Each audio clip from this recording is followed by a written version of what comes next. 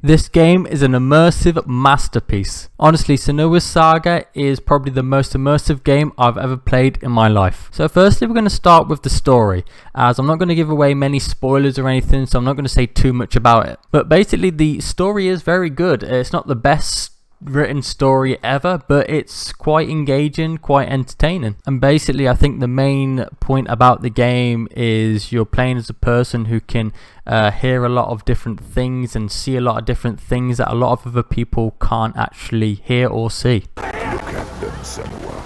But this what makes the game incredible and very immersive. So when you load the game up, it will give you a pre-story, so if you haven't played the other game, it basically catch you up. Because I didn't actually play the last story, but I pretty much got it after seeing the pre-story, which they give you an option to basically see or not. Which I think is an amazing idea, because I think a lot of people haven't actually played the last one, but are actually getting into this one as it is on Game Pass. And to be honest, this is probably one of the best games that's been released on Game Pass.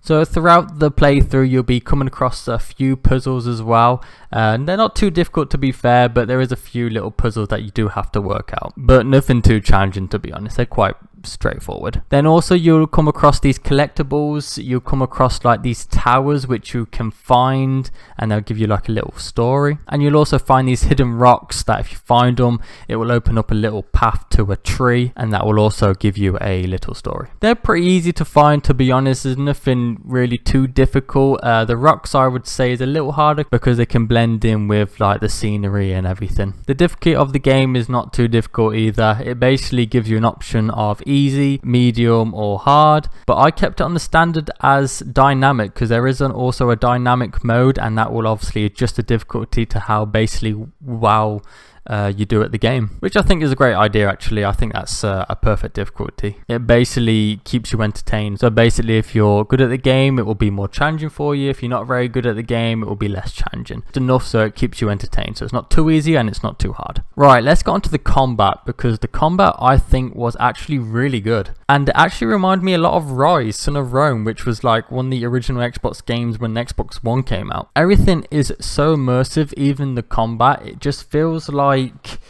you're watching it but you're playing it at the same time, and it feels like you're actually there fighting them, and it gets you really into it. Like some fighting scenes, I got like quite hyped like fighting them because it really got you engaged in it. And then some parts are also quite creepy and scary, especially when you're in the caves, and it really keeps you tense most of the time. Right, so now this is probably the main part I really want to speak about, which is the immersiveness of the game. So as you're playing through the game, you'll hear these voices basically in your head. You could still turn back.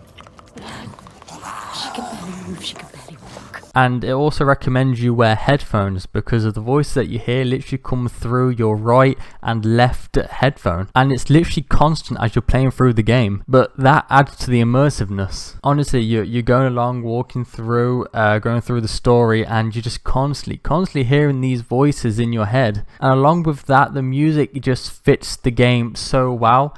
And the graphics is amazing, along with all the scenery. And talking about the scenery, they've actually put parts in the game where you can actually just go up and just take photos, because there's a photo mode in the game and you can just take photos of the scenery. So there's specific points where you can just literally go up, go in photo mode and just take photos, and they've purposely put them specific points in the game so you can just admire the scenery. Honestly, some of the views that you see are just breathtaking because they just look so good, and the graphics are amazing. And the achievements also are quite straightforward.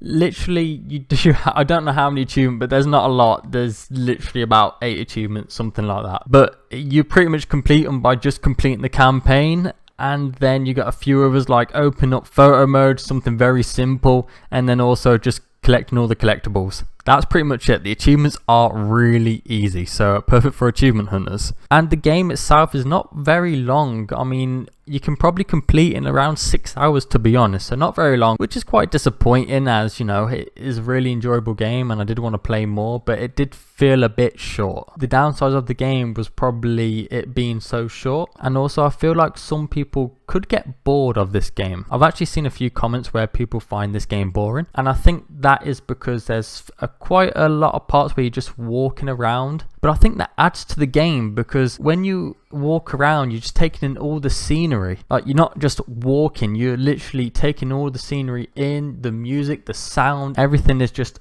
immersive. So that's why I think that's the point of the game, because as I was saying, they've even put specific points where you can just take photos of the scenery, because they just want people to walk around, feel immersed in the world, as the world is just so beautiful. The only other thing I would also say is the story can get a bit confusing at times. I mean, I did get it all when I completed the game, but yeah, some parts you sort of get lost, I'd say. But that could just be me because I didn't play the game before.